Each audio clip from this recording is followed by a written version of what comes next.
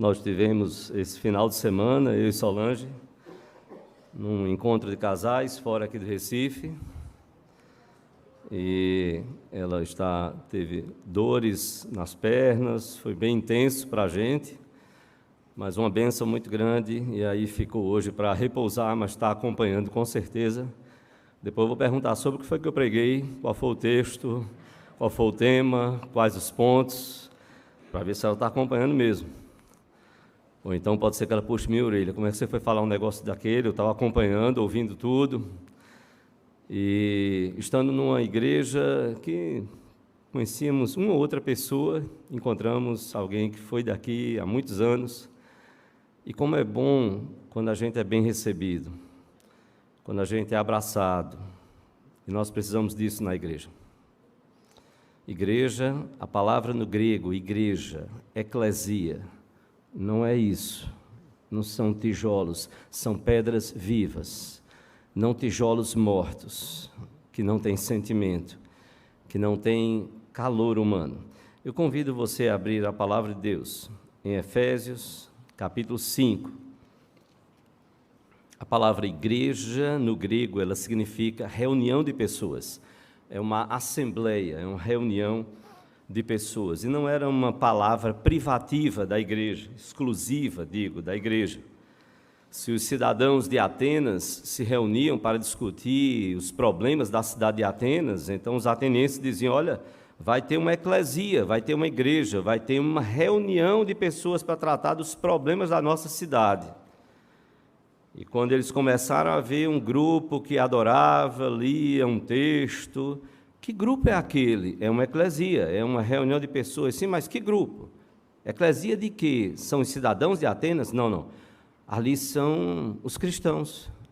É uma eclesia, uma reunião de cristãos, de pessoas que se dizem cristãs. Este é o sentido da palavra igreja, reunião de pessoas. Efésios capítulo 5. Quero ler a partir do versículo 25, Efésios 5, a partir do versículo 25. Se você puder ficar de pé, nós vamos ler e eu quero pedir que você nos acompanhe silenciosamente. Efésios 5, dos versículos de 25 a 32. Paulo está tratando da questão da família, mas eu quero tratar hoje sobre a questão da igreja, porque é o que de fato Paulo está tratando. Ao tratar da família, ele fala sobre a igreja, de forma muito poderosa e profunda. Efésios capítulo 5, diz o apóstolo Paulo a partir do versículo 25 a 32. Maridos, amai vossa mulher, como também Cristo amou a igreja e a si mesmo se entregou por ela, para que a santificasse, tendo-a purificado por meio da lavagem de água pela palavra, para a apresentar a si mesmo, igreja gloriosa, sem mácula, nem ruga, nem coisa semelhante, porém santa e sem defeito. Assim também os maridos devem amar a sua mulher como ao próprio corpo. Quem ama a esposa a si mesmo se ama, porque ninguém jamais odiou a própria carne, antes a alimenta e dela cuida, como também Cristo faz com a igreja, porque somos membros do seu corpo. Eis porque deixará o homem a seu pai e a sua mãe, e se unirá à sua mulher, e se tornarão os dois uma só carne. Grande é este mistério, mas eu me refiro a Cristo e à igreja. Eu me refiro a Cristo e à igreja, nos diz o apóstolo Paulo. Vamos orar ao Senhor. Eu quero convidar as crianças à frente com as suas professoras e professores.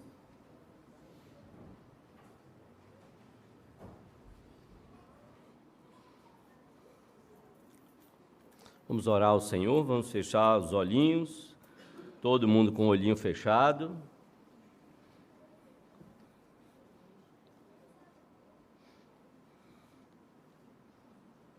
Vamos falar com Deus.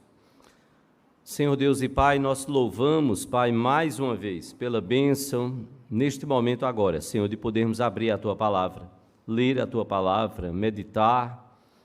E, ó Deus, nós clamamos que Tu possas falar aos nossos corações. apesar das nossas imperfeições, fraquezas, limitações, e em meio a tudo isso, Senhor, que a Tua graça e a Tua misericórdia encha cada um dos nossos corações, a partir do meu próprio coração, e que o Senhor possa falar aos nossos corações, que a Tua palavra seja aplicada pelo Teu Espírito, que nós possamos compreender o que Jesus fez pela igreja, e que igreja o Senhor deseja que nós sejamos para o louvor da Tua glória.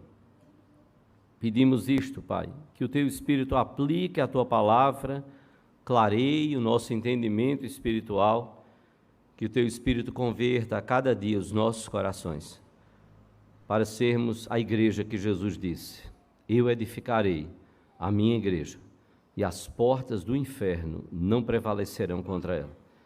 Que sejamos assim, Senhor, como igreja presbiteriana da Encruzilhada, como igreja espalhada sobre a face da terra.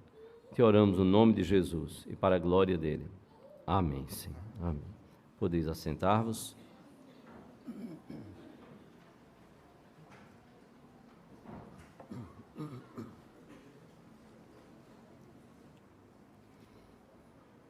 Paulo escreveu, irmãos, esta epístola aos Efésios, mais ou menos entre o ano 60 e 62 depois de Cristo. Ao que tudo indica, Paulo estava na prisão domiciliar, direito romano, e que ele então adquiriu de ficar preso domiciliarmente, como está lá em Atos capítulo 28, e o livro de Atos não termina com a morte de Paulo, mas com a prisão dele domiciliar. Paulo escreve a esta igreja de Éfeso.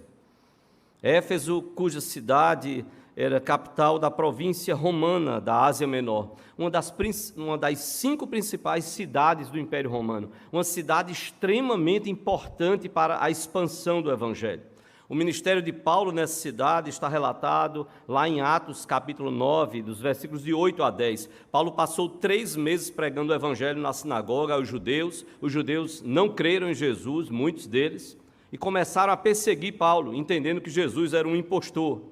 Paulo, então, sai da sinagoga, aluga uma escola, como era chamada, a escola de Tirano. Muito possivelmente, este professor dava aula pela manhã, quando a temperatura era mais amena, e à tarde, então, Paulo assumia essa escola para pregar o Evangelho. Pagava pelo horário pior possível ali, mas era o que tinha disponível. Esta cidade de Éfeso, ela tinha uma das 7 maravilhas do mundo antigo. Era o templo da deusa Ártemis, ou da deusa mais popularmente conhecida como Diana. E por que isso é importante para que você entenda o texto que nós lemos? É porque havia uma inscrição antiga que dizia, então, que a cidade de Éfeso era a cidade alimentadora desta deusa Diana. Diziam que Diana, então, tinha feito de Éfeso a cidade mais gloriosa de todas as cidades asiáticas. Agora você começa, então, talvez a fazer uma ligação com o texto. Diziam no meio da cidade que aquela cidade havia sido feita uma cidade gloriosa, e quem tinha feito isso teria sido a deusa Diana. E então Paulo chega e diz: você sabe quem é gloriosa? Não é a cidade. Gloriosa é a igreja de Jesus, é a igreja do Senhor Jesus Cristo. A carta aos Efésios expõe para nós a eclesiologia de Paulo, a reverência com a qual o mistério da igreja é contemplado. Como é que Paulo vê a igreja, como aqui a partir da epístola e do que nos é revelado na epístola de Paulo aos Efésios? Como é que ele apresenta a igreja? Paulo diz então que, Paulo apresenta a igreja, como a nova humanidade criada por Deus em Cristo Jesus. Não mais aquela geração perdida, sem rumo, perversa, como Jesus Cristo disse, mergulhada no pecado. Não, a igreja precisa encarar o chamado de Cristo. A igreja precisa viver esta nova vida. É uma nova humanidade criada por Deus. Ela é uma comunidade na qual o poder de Deus para reconciliar homens e mulheres com Ele mesmo. Este poder é experimentado e é, então, vivenciado, compartilhado, através de relacionamentos transformados. Como nós precisamos disto? vidas transformadas que testemunham o poder do que Cristo fez nas nossas vidas, transformando os nossos corações. Paulo também apresenta a igreja como um novo templo, não aquele templo lá de Jerusalém dos judeus. Um novo templo, um edifício de pessoas, não pedras mortas. E olha que a igreja, de tão perseguida, ela não podia nem edificar templos como nós temos. A igreja é um novo templo, um edifício de pessoas nas quais Deus vive não nos tijolos, não nesse templo físico, mas nas nossas vidas. Somos templos do Espírito, nas quais, nessas pessoas, Deus vive aqui na terra. Paulo apresenta também a igreja como um organismo vivo, no qual o poder e a autoridade são experienciados, vivenciados em serviço a Deus e uns aos outros, ao próximo, até mesmo aqueles que se declaram inimigos da igreja. A igreja chamada a servir ao Senhor Deus. A igreja, Paulo apresenta como um farol que esparge a luz no mar de trevas, que é o mundo. Paulo apresenta a igreja como a noiva que está sendo preparada para se encontrar com o seu amado marido. Foi o texto que nós lemos no início. Paulo apresenta a igreja como sendo a noiva que está sendo, repito, preparada para se encontrar com o seu noivo, que então se coloca como seu amado marido. Nós temos ao longo desse mês de outubro, nós temos tratado, não só eu, mas o pastor Luizinho, o seminarista Denilson, tivemos pregações aqui sobre os 5 solas da Reforma Protestante. Estes 5 solas não foram criados pelos reformadores. Estes 5 solas surgiram no período da pós-reforma, como um meio da igreja protestante se defender dos ataques que eram feitos contra os protestantes, decorrentes da contra-reforma da Igreja Católica Apostólica Romana. A partir do Concílio de Trento, de 1545, o Concílio de Trento, a 1563, os reformadores e sucessores dos reformadores elaboraram credos, confissões, catecismos para se defender e para mostrar ao mundo qual a diferença entre aquilo que os reformadores estavam falando e o que a Igreja Católica havia se desviado da palavra de Deus. Os reformadores entenderam a importância de deixar isso claro para o mundo, e então produziram credos, confissões, catecismos. Não se sabe ao certo quando foi que juntaram para fazer esta formulação dos 5 solas, como nós tratamos aqui. Sola Scriptura, só a Escritura, sola fide, só a fé, sola gratia, só a graça, solos Christus, somente Cristo, soli Deo glória, só a Deus a glória. Não se sabe exatamente ao certo. Alguns acreditam que mais ou menos um tempo de 1 século e um pouco depois da Reforma, é que então estes solas foram organizados. O que é certo é que estes 5 solas, somente a Escritura, somente a fé, somente a graça, somente Cristo, só a Deus a glória. Estes 5 solas, eles representam o que as grandes linhas da Reforma Protestante tinham em comum, os vários reformadores, para mostrar como a Igreja Católica Apostólica Romana havia se afastado da palavra de Deus. E nós precisamos, como igreja evangélica, sempre estarmos voltando às Escrituras, voltando à palavra para ver as nossas práticas, analisando as nossas práticas e doutrinas. São como uma declaração de partes que ensinam, então, um todo da verdade de Deus. Assim é que também se tem falado, nesses últimos tempos, do que alguns estão chamando de a sexta sola. E quando eu postei isso para um grupo amigo nosso, grupo, fizemos parte da Missão Atos, alguém disse: cuidado, o túmulo de Calvino está tremendo, lá vem heresia. Eu digo: não, porque os reformadores falaram sobre isto, que é justamente a sola ecclesia, somente a igreja.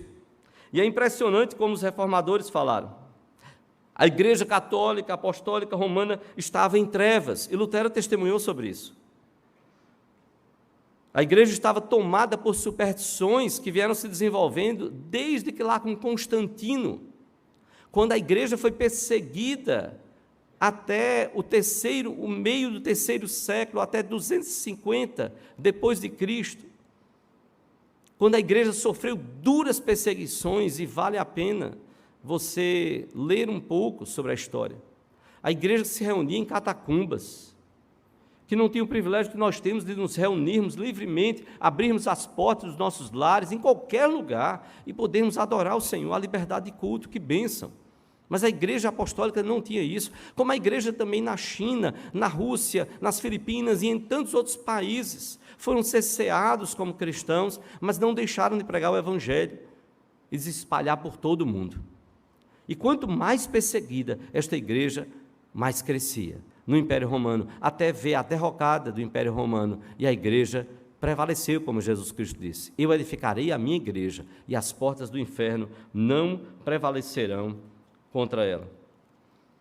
Mas quando o Império Romano, através de Constantino, abriu, no ano 313, Constantino então declarou que a igreja, o cristianismo agora era a religião oficial do Império. No ano 379, Teodósio, o imperador, apoiou a construção de templos. Então muitos, com medo de serem perseguidos, entraram para a igreja, sem crer no Senhor Jesus Cristo. Foram batizados porque eles queriam estar de bem com o império que agora era declarado como império cristão.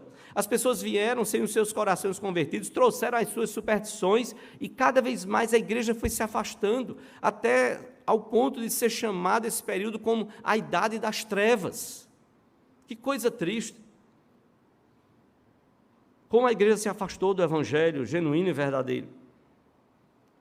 A igreja caiu num estado moral e espiritual deplorável. Deplorável. Vale a pena ler sobre a visita de Lutero a Roma, como Lutero ficou escandalizado, enquanto ele se penalizava no seu quarto, horrivelmente, confessando cada pecado, saía do quarto, como falamos aqui em outra pregação. Então lembrava de um pecado, voltava e ia lá para mais penitência, para mais sofrimento, para mais flagelos. Agora, então, ele visitava Roma e via como a liderança da igreja, como haviam se afastado do evangelho, como a igreja estava podre. Que coisa triste. Mas o que é fato é que os reformadores, para a glória de Deus, eles reconstruíram a igreja através das Escrituras. Não foi através da filosofia, de pensamentos humanos, não. Através das Escrituras. Nós vivemos nesses tempos de pandemia e também de eleições, dias sombrios para a igreja.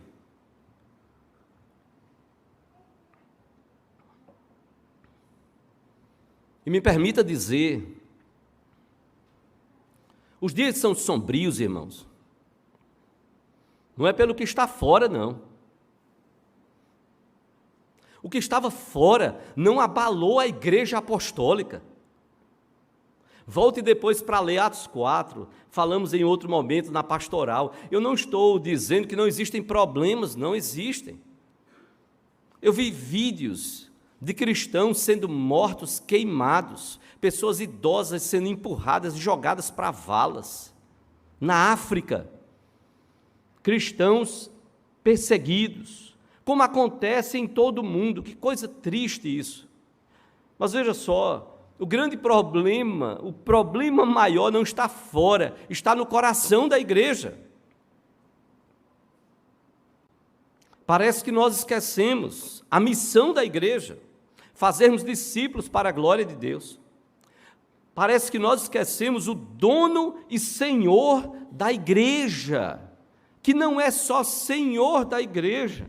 Quando Pedro estava pregando, ele disse: esteja, pois, Atos 2:36, esteja, pois, absolutamente certa toda a casa de Israel, de que a este Jesus que vós crucificastes, Deus o fez Senhor e Cristo. Ele é Senhor, Ele é o Kyrios, Ele é o Senhor de todo o cosmos. Esse é o nosso Senhor, Ele é ungido, o enviado de Deus, Ele é o Senhor da igreja, Ele é o Senhor, mas não é só da igreja, é o Kyrios, era o termo que era usado, Ele é o Senhor de toda a criação, de todo o cosmos. Este é o nosso Senhor, é o Senhor da igreja. Parece que nós esquecemos a essência. Uma das figuras que Paulo mais gosta de usar nos textos bíblicos, no Novo Testamento, é que a igreja é o corpo de Cristo. Você já parou para pensar nisso? Que privilégio, nós somos membros, cada um, membros do corpo de Cristo. Ele é o cabeça e nós somos o corpo. Isso é a essência da igreja, nós somos o corpo do Filho de Deus. Nós não podemos esquecer isso. Tristemente, títulos de pastor, de presbíteros e diáconos foram usados com propósitos eleitoreiros.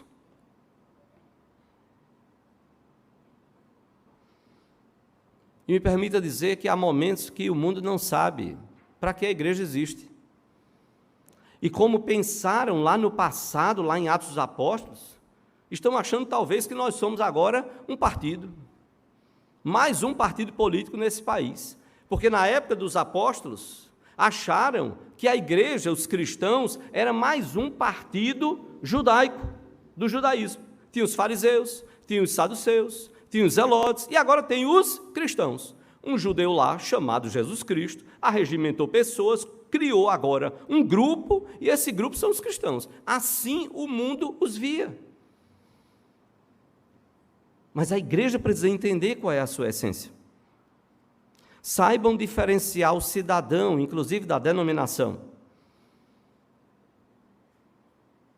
As pessoas, existem pastores, presbíteros, diáconos, colocando suas posições, seja para o que for. Agora lembre-se, pelo menos dentro da Igreja Presbiteriana do Brasil, são posições pessoais.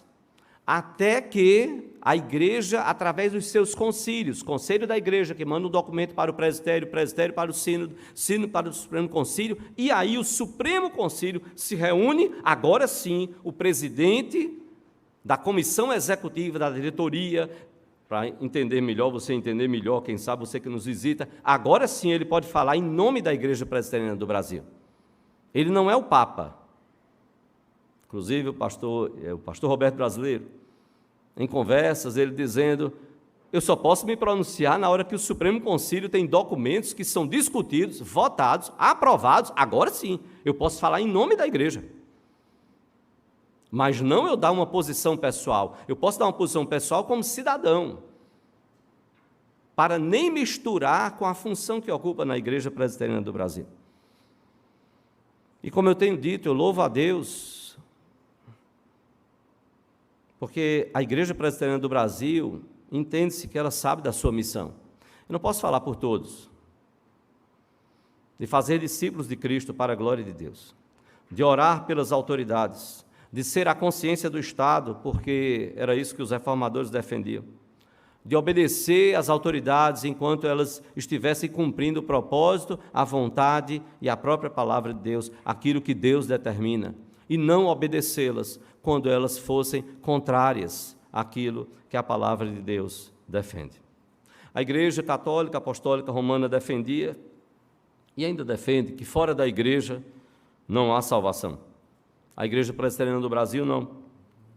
A Igreja Presbiteriana do Brasil, ela entende que a igreja é meio e não fim. Ela é veículo, ela precisa entender que ela é instrumento da graça de Deus para o mundo. Veja o que nós lemos lá em Efésios, capítulo 3, se você puder voltar ao texto de Efésios, capítulo 3, versículo 10. Efésios 3, 10, o apóstolo Paulo nos diz, para que pela igreja as muitas formas da sabedoria de Deus se torne conhecida agora, dos principados e potestades nos lugares celestiais, diz Paulo. A igreja precisa ser veículo da multiforme sabedoria de Deus, para que principados e potestades conheçam esta sabedoria de Deus. Mas Paulo ainda diz mais no versículo 20 e 21 que nós lemos, ora, aquele que é poderoso para fazer infinitamente mais do que tudo quanto pedimos ou pensamos, conforme o seu poder que opera em nós, a Ele seja a glória, na Igreja e em Cristo Jesus, por todas as gerações, para todos sempre. Amém. A Igreja precisa ser instrumento, veículo da graça de Deus. A visão dos apóstolos, reformadores sobre a Igreja é uma visão tremendamente maravilhosa, porque eles receberam a visão de Deus para enxergar a igreja como Jesus a vê. Somente a igreja. Somente a igreja. Jesus não tinha outra. Era a igreja, era a sua noiva. E eu repito, a visão dos apóstolos e reformadores sobre a igreja é maravilhosa. Quando alguém chega e diz assim, pastor, isso quando era um pouco mais jovem, e dizia, pastor, eu conheço igreja mais do que o senhor é jovem. E de fato era, e os cabelos começaram a ficar brancos. E eu comecei a cunhar para mim, no coração, uma resposta. Você conhece a igreja errada. Nós precisamos conhecer a igreja que os reformadores conheceram. Nós precisamos conhecer a igreja que os apóstolos conheceram. Porque a eles, apóstolos e reformadores, foi dada a visão do que é de fato a igreja do Senhor Jesus Cristo. Jesus nos conhece como igreja. Jesus sabe das nossas imperfeições, das nossas fraquezas, dos nossos pecados. Jesus não escolheu a igreja enganado. Não há nenhum lugar que a Bíblia coloque, e Jesus então dizendo, Pai, esta não foi a noiva que eu escolhi. Isso às vezes acontece em alguns casamentos, não é? Um homem chegou no gabinete pastoral e disse, pastor, aquilo é um traste. E o pastor ficou chocado, disse, que é isso, meu filho?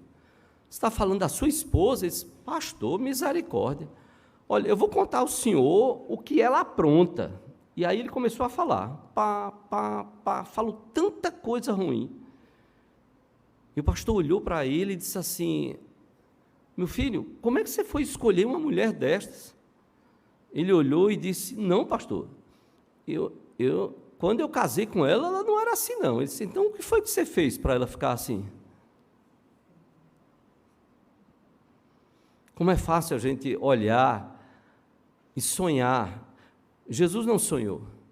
Jesus sabia e sabe quem nós somos, como nós somos. Nós temos alguns irmãos que estão sonhando em casar. Me permita, eu pedi permissão a eles. Eu quero agradecer. Tico, você está aqui? Onde você está? Ok. Milena está do seu lado? Ok. Por favor, não saia, Milena. Daniel, você está aqui? Onde você está? Raíssa está aí do seu lado? Ok, que bom. E eu já vi que Elson e Samara estão aqui, não é isso? Ok, obrigado. Esses estão noivos, não é? Os dois estão a caminho, viu? O pastor já está comprometendo.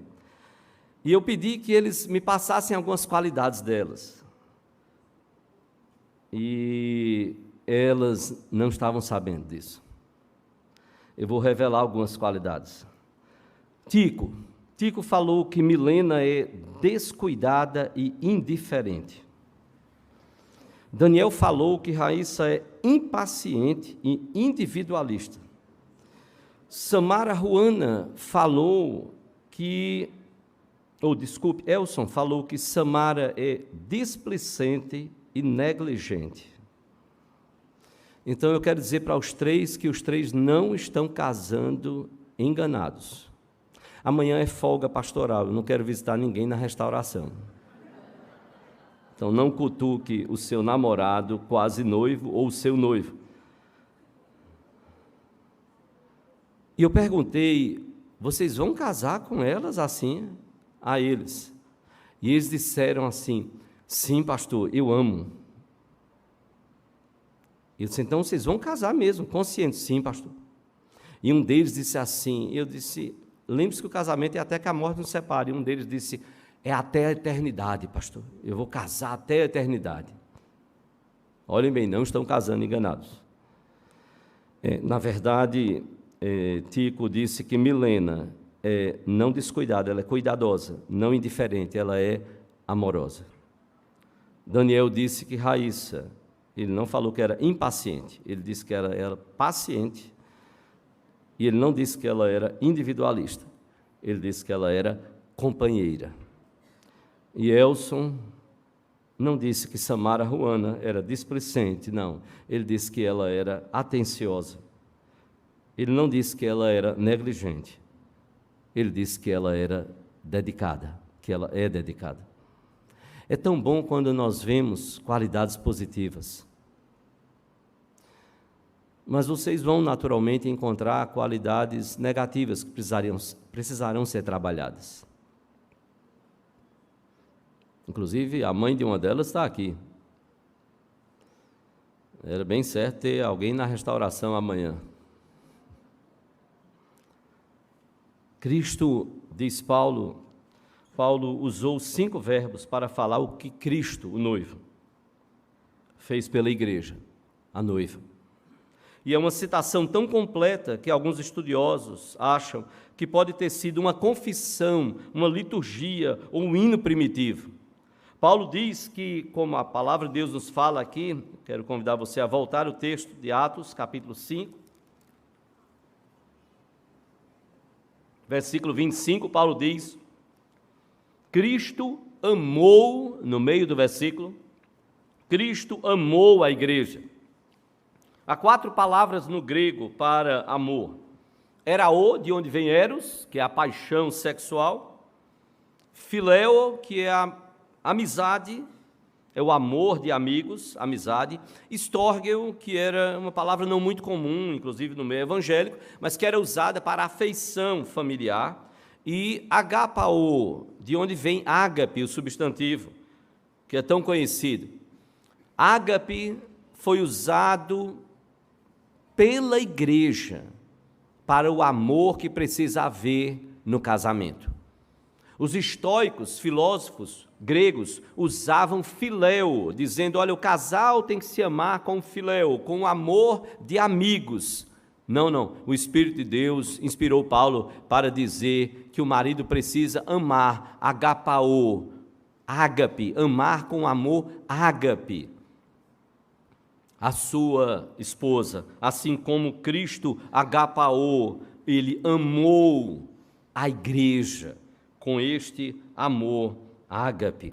Diferente este amor de ser um amor egoísta, de pensar na satisfação própria. Não, é um amor sacrificial, como nós bem usamos essa expressão. O amor ágape é um amor sacrificial. E para ser bem mais prático, é um amor que luta pelo maior bem possível da sua amada. É isso que Paulo diz. Cristo amou. Ele luta, ele ama a igreja e por isso ele luta pelo maior bem possível para a sua noiva, para a igreja. Foi este verbo que Paulo então usou. Então, em primeiro lugar, lembre-se disso. Cristo amou a igreja, Cristo nos amou, não esqueça disso. O que nos leva então ao segundo verbo que Paulo usa. É quando ele nos diz neste versículo 25, não só que Cristo amou a igreja, mas diz também que ele a si mesmo se entregou por ela. Ele amou e ele sacrificou, não sacrificou o outro. Como era normal no Antigo Testamento, você pegava um animal, sacrificava para o seu benefício. Não. Observe. Matava um animal, derramava o sangue para o seu benefício, mas era o outro que morria, não era você. Não. Paulo então diz que Cristo amou a igreja, mas Cristo sacrificou a si mesmo. Ele se entregou a si mesmo por ela, pela igreja. Foi isso, então, que Paulo nos ensinou. Se você abrir em Hebreus, o escritor aos Hebreus, capítulo 9, versículos 24 a 28, o escritor aos Hebreus, um texto tão belo, Hebreus 9, 24 a 28, o escritor aos Hebreus diz: porque Cristo não entrou em santuário feito por mãos, figura do verdadeiro, porém no mesmo céu, para comparecer agora por nós diante de Deus, nem ainda para se oferecer a si mesmo, muitas vezes como sumo sacerdote, cada ano entra no Santo dos Santos com sangue alheio. Olha, o sumo sacerdote se apresentava ano após ano, derramando sangue de animais. Sim, era o sangue alheio, não era dele. Ora, versículo 26, Hebreus 9, 26, ora, neste caso seria necessário que ele tivesse sofrido Cristo muitas vezes desde a fundação do mundo. Agora, porém, ao se cumprirem os tempos, se manifestou uma vez por todas, para aniquilar pelo sacrifício, perceba bem, de si mesmo o pecado. E assim como aos homens está ordenado morrerem uma só vez, vindo depois disso o juízo, assim também Cristo, tendo se oferecido uma vez para sempre, para tirar os pecados de muitos, aparecerá segunda vez sem pecado aos que o aguardam para a salvação. Veja como ele diz no final do versículo 26. Ele se manifestou uma vez por todas para aniquilar, logicamente, o pecado, pelo sacrifício de si mesmo, o pecado. Cristo se entregou a si mesmo.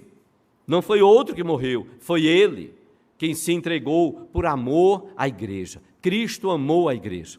Cristo se entregou, sacrificou a si mesmo. É o segundo verbo que Paulo então usa. Como ele fala lá em Filipenses 2,8, que Cristo se humilhou e foi obediente até a morte e morte de cruz. Mas Paulo usa um terceiro verbo, que está aí no versículo 26. Veja como Paulo diz. Depois que Paulo diz, Cristo amou a igreja e a si mesmo se entregou por ela, Paulo então diz no versículo 26, no início, para que a santificasse. Então ele amou a igreja, ele sacrificou a si mesmo, ele amou, ele sacrificou, mas ele também santificou a igreja. Amou e se sacrificou para que a santificasse. E olha como Hebreus, voltando ao texto de Hebreus 10, versículo 10, olha como o escritor aos Hebreus, ele diz lá, Hebreus 10, 10. O escritor aos Hebreus, então, nos diz, Hebreus 10, 10, nessa vontade é que temos sido santificados, mediante, observe aí, a oferta do corpo de Jesus Cristo, uma vez por todas. A igreja, Hebreus 10, 10, nós somos santificados, nessa vontade é que temos sido santificados, mediante a oferta do corpo de Jesus Cristo, uma vez por todas. Então ele amou a igreja, ele sacrificou a si mesmo, sim, ele santificou esta igreja. E santificar é uma obra do Espírito Santo aplicando o que Jesus fez na cruz do Calvário. Ele entregou a sua vida para nos santificar, para perdoar os nossos pecados. Porque santificar há dois sentidos aqui. Há o sentido positivo de nos separar, para fazermos tudo para o louvor da glória dele. E há também o sentido aqui negativo, do sentido de perdoar os nossos pecados, nos santificar, nos separando do pecado, e a igreja é chamada a viver uma vida de santidade, deixando o pecado. E como diz Paulo em Efésios 2,10, pois somos feitura dele, criados em Cristo Jesus para as boas obras, as quais Deus de antemão preparou para que andássemos nelas. Paulo então diz, Cristo amou a igreja, Cristo sacrificou a si mesmo pela igreja, Cristo então santificou a igreja, e Paulo então vai nos dizer, colocar o quarto verbo, no versículo 26 mesmo, Paulo então vai nos dizer, para que a santificasse, e aí depois Paulo diz, tendo-a purificado por meio da lavagem de água pela palavra. Que linguagem um tanto misteriosa de Paulo. Tendo-a, para que a santificasse, tendo-a purificado por meio da lavagem de água pela palavra. Quando Paulo falou que Cristo santificou a igreja, ele falou do interior. Estava falando do interior, do coração. Quando então ele fala que Cristo purificou, tendo-a purificado por meio da lavagem de água pela palavra, ele está falando de um ato externo. E aí você vai lembrar, sim, do que simboliza o batismo. É a purificação dos nossos pecados. O batismo é um testemunho de que a nossa vida foi entregue a Cristo e que o sangue de Jesus lavou-nos os pecados. Ele está falando agora não do interior, mas ele está falando de um símbolo externo. A lavagem de água, o batismo, era símbolo da purificação dos pecados. Nos casamentos judaicos e nos casamentos gregos, a noiva, que é a igreja, a noiva tomava um banho cerimonial antes. Talvez ele não lembre, mas no meu casamento, o noivo é que precisou agonizar. Morávamos em Olinda, horário marcado, e quando faltava 15 minutos, 10, 15 minutos para a gente sair, meu pai olhou e disse: eu passei o dia lembrando a você. E eu disse: o que foi? Ele disse: a barba, você não fez a barba. Eu passei a mão, estava todo espetado, eu disse: misericórdia. E eu já estava praticamente pronto. Corri lá para arrumar, fazer a barba, correndo. Mas o noivo, na palavra, ele está pronto. Nós é que somos a noiva, a igreja é a noiva, é a igreja que está sendo purificada, trabalhada. Mas nos casamentos judaicos e gregos, a noiva ela tinha um banho cerimonial. E Paulo então diz: essa igreja foi purificada, a noiva está sendo purificada pelo noivo. O noivo está cuidando desta pureza da noiva. Está fazendo isso pela palavra. Não através de superstições, não através de idolatria, nem idolatrar o rito, nem idolatrar o celebrante. Quem foi que batizou você? Não, isso não é o mais importante. Foi Paulo? Foi Cefas? Foi Apolo? Quem foi? Não, isso não é o mais importante. O mais importante é que você foi batizado em nome do Pai, do Filho e do Espírito Santo. Foi com água como símbolo dessa purificação, que é o que a palavra nos orienta.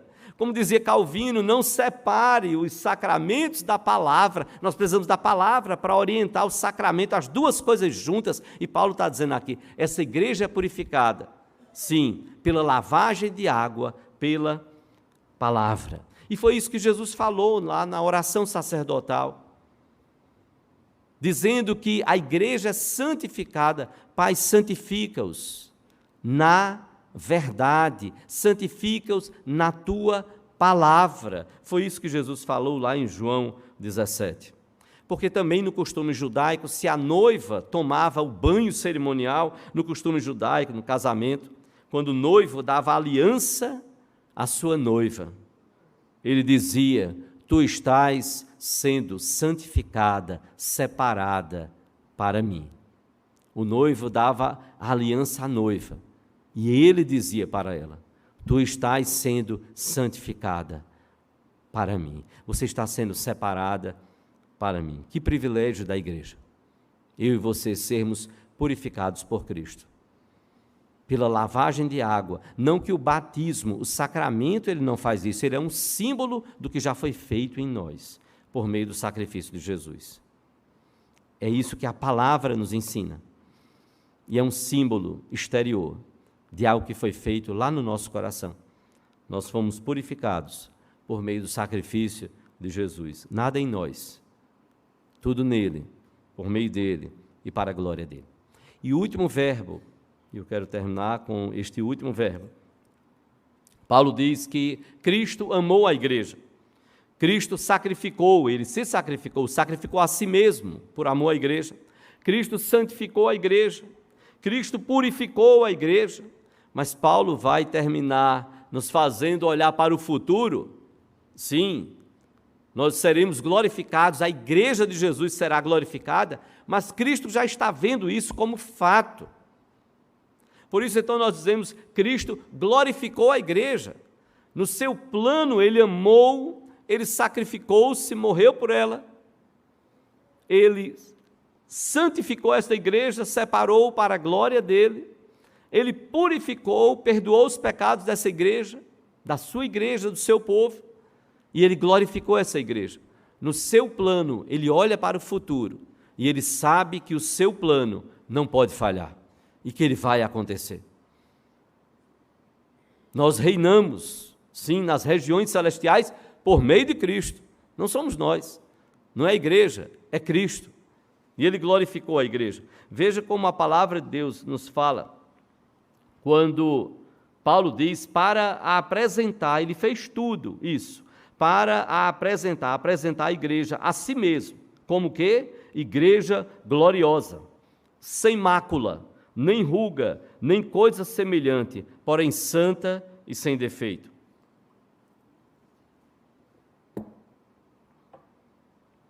Cristo amou a igreja, Cristo sacrificou-se pela igreja, Cristo santificou a igreja, Cristo purificou a igreja para apresentar essa igreja, a noiva dele, espalhada sobre a face da terra, a si mesmo. Mais do que aos olhos do mundo, Cristo está preocupado comigo e com você como igreja. Ele quer que nós sejamos apresentados a Ele. Ele é o noivo. As noivas buscavam se apresentar da melhor forma possível, mas aqui a noiva nada pode fazer. Ela não tem a competência para isso. Nada pode fazer. É obra do noivo. É o noivo agindo nos nossos corações. É Jesus agindo nos nossos corações, nos purificando. Então não resista. Há coisas que precisam ser mudadas, você precisa mudar no poder do Espírito. Há coisas que precisam ser transformadas, é preciso que elas o sejam, para que como igreja nós sejamos apresentados, como diz o apóstolo Paulo, para apresentar a si mesmo igreja gloriosa, sem mácula, nem ruga, nem coisa semelhante, porém santa e sem defeito. A igreja gloriosa, a noiva gloriosa, é diferente de uma noiva que tem mácula, que tem mancha, que tem ruga, ou coisa semelhante, como diz Paulo aqui. Se você olhar o que nos diz os versículos de 28 a 30, veja o cuidado do noivo. Assim também os maridos devem amar a sua mulher como ao próprio corpo. Quem ama a esposa a si mesmo se ama. Observe agora como Paulo diz: porque ninguém jamais odiou a própria carne, antes a alimenta e dela cuida. Olha o que Paulo diz, como também Cristo faz com a igreja. E por que ele faz isso? Ele diz, porque somos membros do seu corpo, dele, de Cristo. Cristo cuida da sua igreja. Porque a reforma é o cuidado de Deus com a igreja. Porque a igreja em muitos momentos sofreu, porque o povo de Israel sofreu no passado, porque estava mergulhado no pecado. E o que é que Deus faz? Deus zela, disciplina e cuida, porque Ele ama os seus filhos, Ele ama a igreja. Ele não quer que eu e você vivamos de qualquer forma. Como um pai que ama e disciplina o seu filho, e quando é pela bronca, é pela palavra, é pela orientação, e quando é necessário, é também pela vara, como a palavra de Deus fala, porque ele não quer perder o seu filho, ele ama o seu filho, e ele não vai desistir desse filho. Não desistir de você, e nós não vamos desistir de você, Damaris, nem do filho Wanderson, nem da filha Samara, nem do filho adotado, os filhos genros, o Vitinho. Não, nós não vamos desistir. Porque Deus não quer que, como pais, nós desistamos dos nossos filhos. Nós vamos amá-los, exortá-los, orientá-los, falar, dizer tudo que entendemos da palavra de Deus, sim, assim como Deus faz conosco. Nós não estamos enganados. Deus, Cristo não está enganado em relação à sua igreja. O comentarista Francis Fuchs, ele dizia o seguinte: Cristo vê a igreja com todas as suas fraquezas e falhas, e ainda assim a ama, como a seu corpo, que de fato é, a igreja é o corpo de Cristo. Cristo vê a igreja com todas as suas fraquezas e falhas, e ainda assim a ama, como a seu corpo. Já parou para pensar que coisa maravilhosa? Cristo está preparando a igreja para apresentar essa igreja, essa noiva, como noiva, igreja gloriosa, o que está no versículo 27. Observe bem, sem mácula, nem ruga, nem coisa semelhante, porém santa e sem defeito. Você quer ver marido tremendo a base, na hora que a mulher diz assim: ô filho, eu estou precisando um botoxzinho para ficar mais linda para você. Aí o marido olha assim, vê que amor, não é, do marido. Ele não olha e diz assim, é verdade, conte comigo, eu vou investir, você precisa ser uma esposa gloriosa. Ele faz, não, você já é lindíssima para mim, não precisa gastar nada. Você sempre foi linda, continua linda, maravilhosa.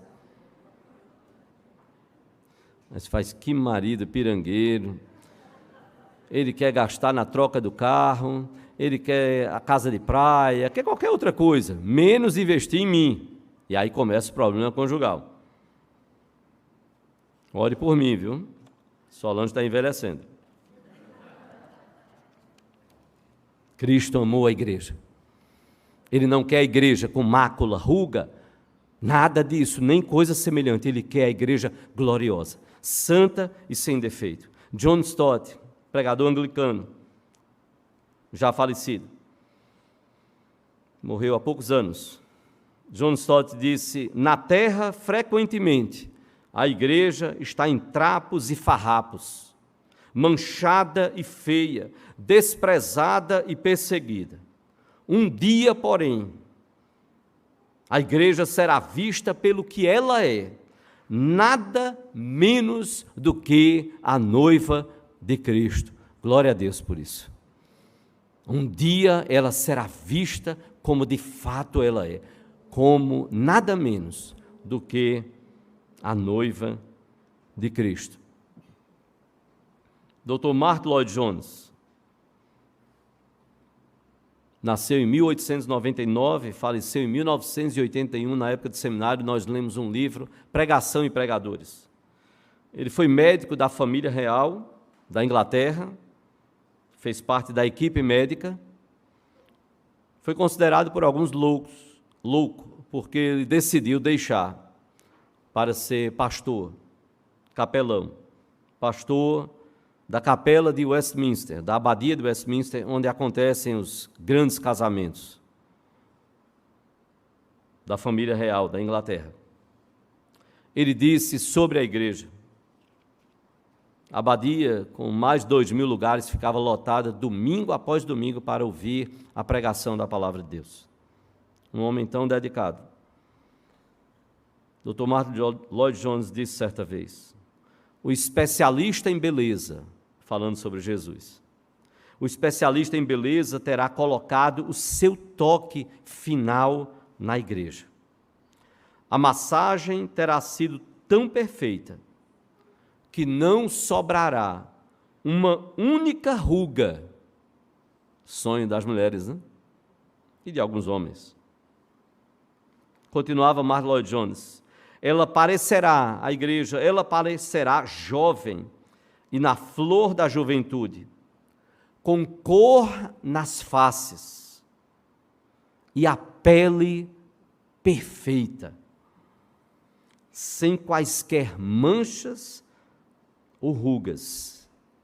E o mais belo, ele deixou para o final, ele disse, e ela, a igreja, permanecerá assim, para todo o sempre. A igreja permanecerá assim, para todo o sempre. Cristo fez tudo isso. Amou, se sacrificou, santificou, purificou, para também e glorificou, para glorificar essa igreja, para apresentar essa igreja a si mesmo, igreja gloriosa, sem mácula, nem ruga, nem coisa semelhante, porém santa e sem defeito. A minha pergunta hoje ao seu coração, eu vou repetir a pergunta que um pastor fez há muitos anos e nunca saiu da minha mente. Quando eu vi alguém falando da igreja, denegrindo a imagem da igreja, eu pensava, o que eu faria se falassem da minha noiva? O que eu faria se falassem hoje da minha esposa? O que você acha que Jesus pensa quando nós denegrimos a imagem da noiva dele? A igreja não é minha, não é do conselho, não é de ninguém, a igreja é dele. Nós somos igreja, a noiva de Jesus. Mas a pergunta que um pastor já idoso, norte-americano, fez, e eu guardei no meu coração há muitos anos, num congresso que participamos, ele perguntou para aquele auditório repleto de pastores, ele disse: que igreja Jesus está edificando no seu coração? Que igreja Jesus está edificando no seu coração? Se a igreja for a igreja que o mundo fala, prepare-se, você estará fora dela daqui a algum tempo. Ao mesmo tempo, eu quero convidar você, que talvez ainda não entregou sua vida ao Senhor Jesus, a se voltar para Ele, a ser membro da igreja de Cristo, do exército de Cristo. E a primeira coisa e mais importante da decisão da sua vida é entregar a sua vida ao Senhor Jesus. É ser um discípulo, um seguidor fiel do Senhor Jesus Cristo, para que você esteja comprometido em fazer outros discípulos. É o que temos feito ao longo de anos, anos e anos e anos, como igreja, como pastores, como líderes. Que igreja Jesus está edificando no seu coração? Porque foi Ele quem disse: eu edificarei a minha igreja, e as portas do inferno não prevalecerão contra ela. Por isso Ele a amou, Ele se sacrificou por ela, Ele santificou, Ele purificou e Ele glorificou essa igreja. Faça parte dela, renda-se ao Senhor Jesus, entregue sua vida a Jesus.